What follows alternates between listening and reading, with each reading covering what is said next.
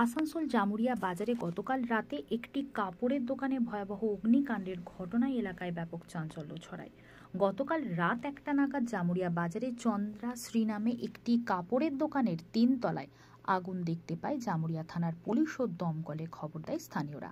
ধীরে ধীরে আগুন দাবানলের আকার নেয়। ঘটনাস্থলে এসে পৌঁছায় পুলিশ এবং দমকল বাহিনী, যুদ্ধকালীন দমকল কর্মীরা। দমকলের 3টি ইঞ্জিন ঘটনাস্থলে পৌঁছে আগুন নেভাতে হিমশিম খেতে হয় তাদের। সকালে আগুন নিয়ন্ত্রণে আসে।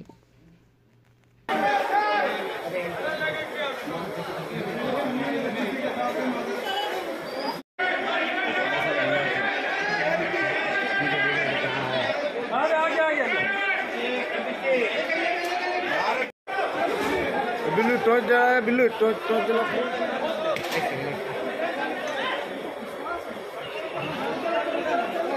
गोलू गोलू गोलू टॉर्च जला नहीं जल्दी टॉर्च जला वीडियो बना। দাদা কি শুনলেন এসে? এখানে চন্দ্রা শাড়ি স্টোরে ওখানে আগুন লেগে রাত 1টার সময় এবং ভয়াবহ আগুন। দমকলের 3টে ইঞ্জিন এসছে, 3টে মানে 2টো আমাদের সরকারের, একটা আমাদের যে কারখানা আছে ইন্ডাস্ট্রি তাদের একটা কাজ চলছে। এখন আগুন এখনও পর্যন্ত আয়ত্তের মধ্যে নেই, আরও গাড়ি আসছে, একটু সময় লাগবে।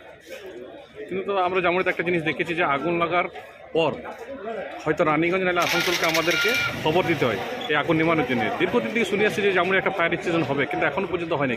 কি বলবেন এই ব্যাপারে? ওটা প্রসেস চলছে, আশা করি খুব শীঘ্রই সেটা হবে।